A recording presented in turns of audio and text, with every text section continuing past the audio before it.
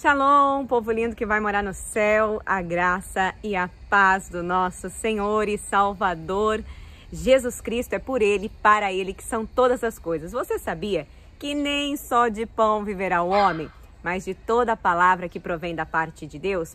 Nós precisamos do alimento, sim, né, para nos fortalecer o nosso corpo, mas o alimento espiritual também é fundamental para que a gente possa ter a paz que excede todo entendimento. Confesso para você que hoje, diante de algumas situações, eu acordei, o meu coração estava assim, muito ansioso. E ali eu comecei a clamar ao Senhor, ao Espírito Santo, para trazer a paz sobre a minha vida, sobre o meu coração, sobre a minha mente. E desde o momento em que eu me posicionei aqui para gravar, eu consegui acalmar. Eu estava com uma tremedeira, com o coração assim agitado. E o meu coração se acalmou. Não é fácil nós lidarmos com as situações, né? A gente vai ver nesse capítulo aqui 14 do livro de 2 Samuel, que Davi ele viveu ali situações que eu e você muitas das vezes vivemos também. E é muito semelhante às coisas corriqueiras que ele vivia. Mas o que nos impressiona é a maneira dele agir, né? Ele teve essa questão com o filho. Imagine perdoar um filho, né? Que vem e mata o outro, uma situação dessa. Imagine tudo que ele viveu, o filho, né, estuprar a própria irmã e todo esse contexto tão turbulento, tão tumultuado. Imagine como fica o coração de um pai, imagine como que fica Davi e eu e você. Nós vivemos situações que às vezes nós ficamos confusos e às vezes a gente fica assim, meu Deus, né, como que eu vou reagir em relação a isso? E às vezes a gente só vai reagindo, sendo guiados pela mágoa, pela frustração, por coisas que nos paralisam. Então, para mim, esse capítulo hoje, ele vem me fortalecer e vem me direcionar para mim saber me posicionar diante dos acontecimentos que eu tenho vivido hoje. Então, fique comigo até o término desse vídeo, desse devocional. Eu tenho certeza que a palavra irá falar poderosamente ao seu coração, porque não há uma receita de bolo, né? Ah, é assim, assim, assim. Não. A gente vai vivendo e à medida que as coisas vão acontecendo, a gente vai aprendendo a agir, né? É muito fácil alguém chegar e falar assim, ah, se fosse eu no seu lugar, eu faria isso, né? Eu ouço muito as pessoas falando, ah, mas se fosse eu ia fazer diferente. Mas fato é que eu já olhei algumas situações e em algum momento, de uma forma prepotente na minha mente, eu não falei para a pessoa, mas na minha mente eu pensei assim comigo mesma, nossa, se fosse eu faria diferente, por que essa pessoa fez isso, né? Só que quando eu me vi vivendo uma situação semelhante e que eu tive que me posicionar, aí de fato eu entendi que não é tão simples. Então, assim, a gente olha de fora, parece ser simples, né? Você olha de fora e você fala assim, ah, capaz. Só que só quando você está vivendo é que, de fato, você entende. Então, fique comigo até o término desse devocional, desse vídeo. Você que está chegando, seja muito bem-vindo, seja muito bem-vinda todos os dias, às 5h30 da manhã, com a permissão de Deus, quando não acontece alguma coisa com a internet. A gente tem aí o nosso devocional às 5h30, né? É raro acontecer da gente não conseguir estar com tudo certinho às 5h30, mas acontece de vez em quando. Mas a gente busca fazer o melhor, né? E com excelência, porque a gente está falando das coisas do reino. Então, assim, busque todos os dias, né? Estar alicerçado na palavra. Não se desvie, né? Porque esse desvio, ele pode ser fatal. Ou às vezes pode te custar muito caro. Então, se mantenha focado na palavra. Amém? Oremos. Senhor meu Deus e amado Pai, glorificado e exaltado és o teu santo nome. Pai de amor, de bondade, de justiça, Espírito Santo, vem sobre mim.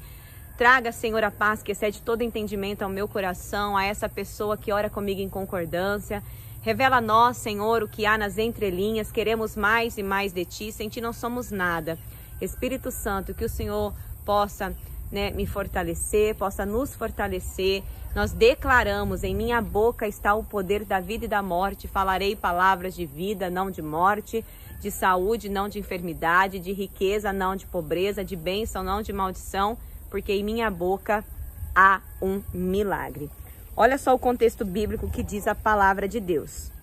Joabe, filho de Zeruia, observou que o rei sentia muita falta de Absalão. Então Joabe mandou buscar na cidade de Tecoa uma mulher astuta e lhe propôs: peço-te isto, que finjas estar de luto, vista roupa fúnebre, não te perfumes, como se fosses uma mulher que, depois de muitos dias, continua a sofrer e lamentar a morte de uma pessoa querida. Irás à casa do rei e lhe comunicarás este sentimento e as palavras que te disser. E Joabe passou a lhe dizer todo o discurso que devia apresentar ao rei. A mulher de Tecoa foi, pois, ter com o rei, caiu com o rosto em terra e se prostrou, e exclamou: salva-me, ó rei. O rei lhe indagou: que tens? E ela respondeu: pobre de mim, eu sou viúva, meu marido morreu, e a tua serva tinha 2 filhos, eles brigaram no campo, não havia ninguém que para os separar, e um acabou matando o outro.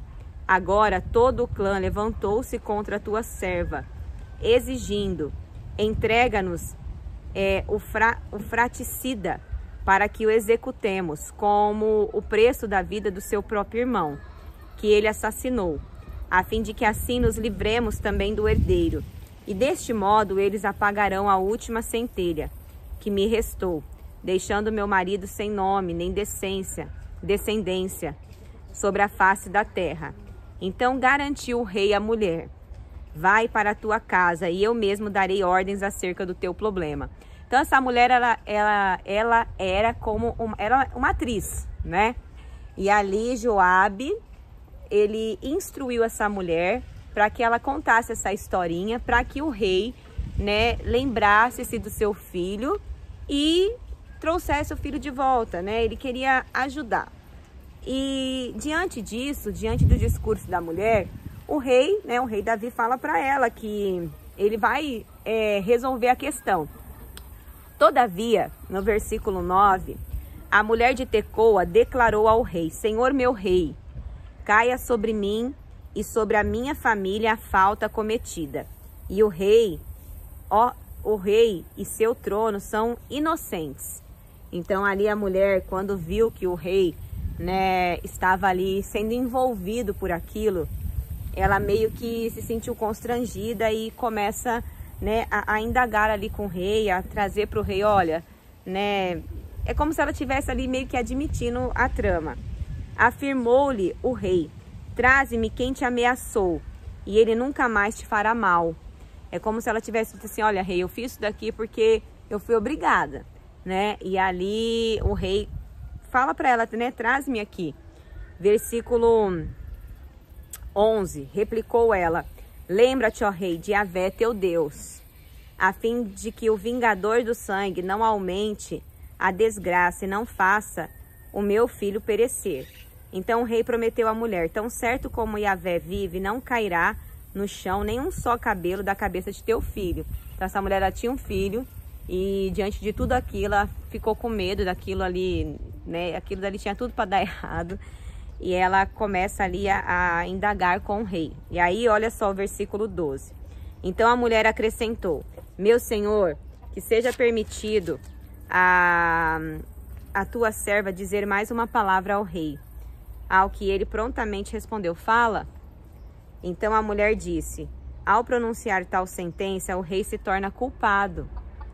Pois por que terá o rei agido contra o próprio Deus? Ó rei, o Senhor não permitiu que o teu próprio filho retornasse de terras estrangeiras. Assim, com o que acabou de proferir, condenou a si mesmo. Então ali, aquela mulher, o rei, ele tomando partido da causa da mulher, ele ali foi contra ele mesmo. Mais ou menos como aconteceu quando o profeta Natã trouxe a história e Davi condenou ali o homem, e aquele homem era ele mesmo. Então aqui foi semelhante àquilo. Versículo 14. Todos nós conheceremos a morte, Somos como água derramada sobre o chão, que não pode ser juntada de novo. Mesmo Deus não tira a vida, mas provê meios para que a pessoa que foi banida seja plenamente restaurada. E se eu agora resolvi trazer essa palavra à presença do rei, meu senhor, é porque o povo me ameaçou, pois a tua serva pensava: comunicarei o ocorrido ao rei, e ele fará conforme a petição da tua serva. Portanto, que o rei me ouça e livre a sua serva da mão do homem que procura exterminar tanto a mim como a meu filho, da herança que Deus nos deu. E agora a tua serva afirma: traga-me descanso a decisão do rei, o meu senhor, porquanto o rei, meu senhor, é como um anjo de Deus, capaz de discernir entre o bem e o mal. Que Yahvé, o teu Deus, esteja contigo. Então o rei declarou à mulher: não me escondas a verdade do que vou lhe questionar. Ao que prontamente respondeu-lhe a mulher: fala, ó rei, meu senhor. E o rei indagou: não é Joabe que está por trás de tudo isso? E a mulher retrucou: tão certo como vives o meu soberano senhor, que ninguém poderá se desviar nem para a direita nem para a esquerda de tudo quanto diz o rei, meu senhor. Porque Joabe, teu servo, de fato, é quem me deu ordem, e foi ele quem instruiu a tua serva a comunicar-te tudo quanto deveria falar. O teu servo Joabe agiu deste modo na tentativa de dar uma solução a esse caso. Entretanto, meu senhor é mais sábio, como um anjo de Deus, e nada lhe escapa ao conhecimento de tudo o que acontece em suas terras. Então, olha que lindo, né? A mulher declarando que nada escapa ao conhecimento de Deus, de Davi, porque ele era como um anjo de Deus. Então, Davi, ele era conhecido pela sua sabedoria e pelo seu discernimento, porque a presença de Deus estava sobre a vida dele. Então, o que eu vejo Deus, o Espírito Santo, falando comigo e com você neste dia? Que Deus, ele nos dá discernimento e sabedoria. O Senhor, ele não nos deixa enganados nem confundidos. Se nós andamos com Deus, essa sabedoria, esse discernimento, né? Saber discernir entre o bem e o mal, vai ser uma constância na nossa vida, porque o Espírito Santo nos dará essa clareza. Olha que coisa linda.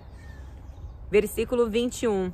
Então mais tarde o rei atendeu a Joabe e lhe disse: está bem, farei o que pedes, vai e traze de volta ao jovem Absalão.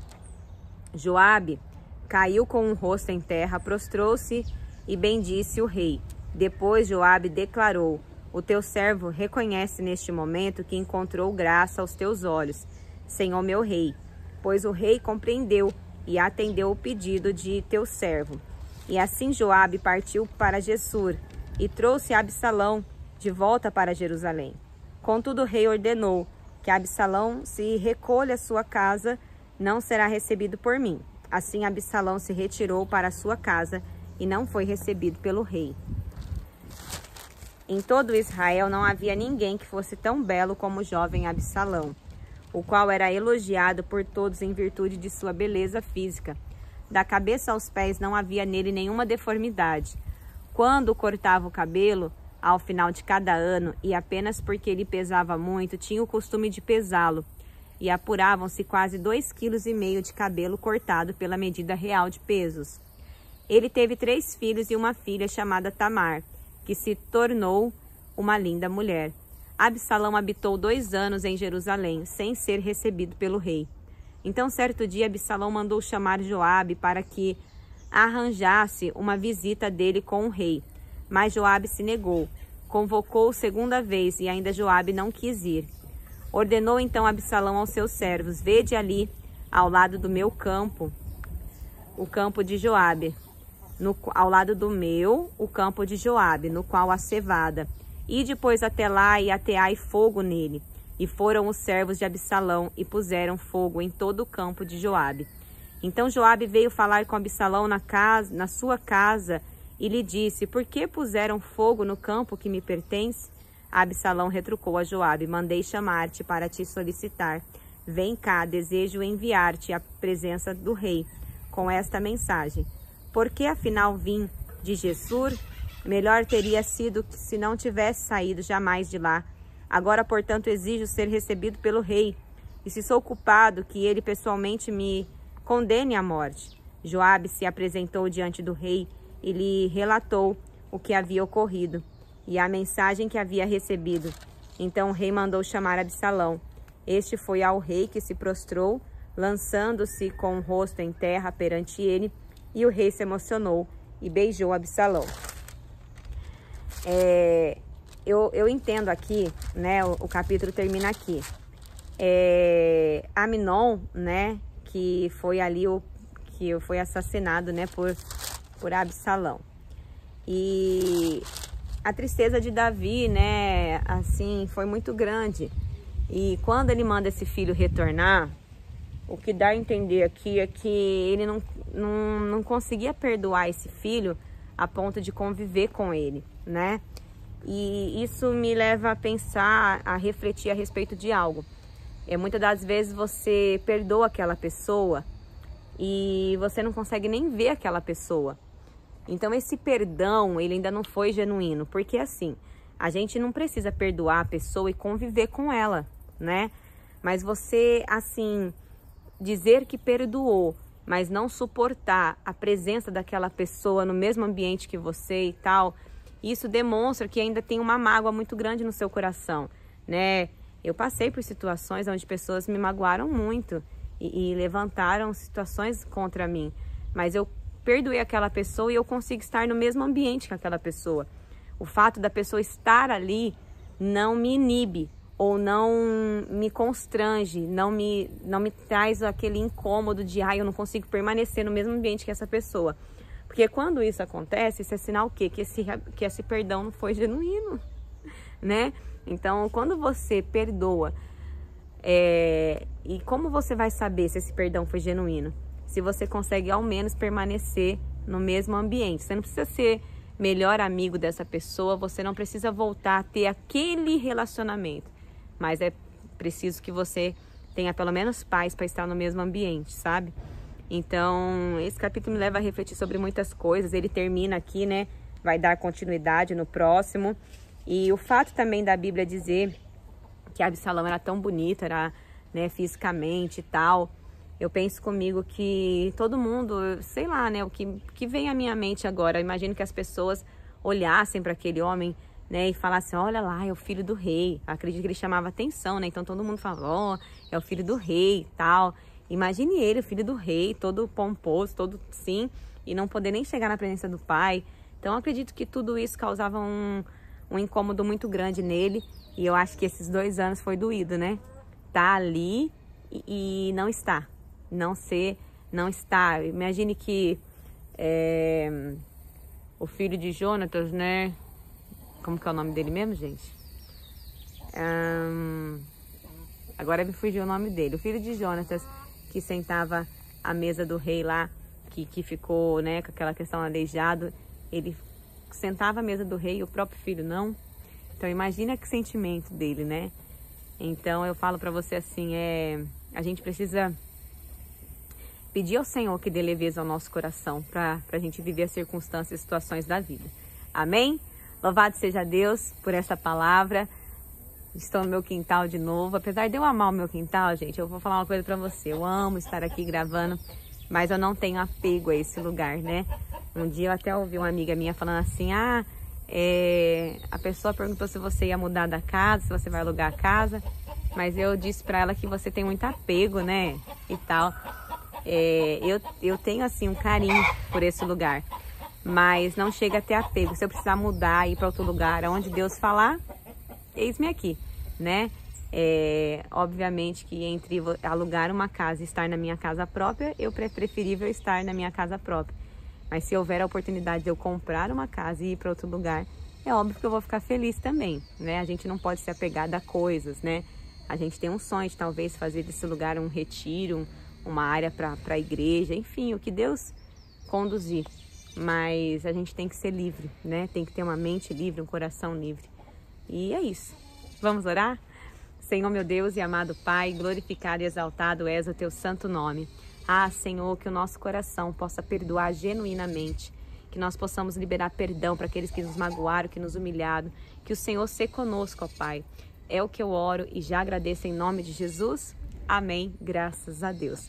Que Deus abençoe o seu dia, que seja um dia de boas notícias e que as bênçãos do Senhor, que enriquece e não acrescenta dores, seja uma consequência na sua vida. Amém? Lâmpada para os meus pés é a palavra do Senhor e luz que clareia o nosso caminho. Que Deus abençoe poderosamente, em nome de Jesus, o seu dia, a sua vida. Shalom!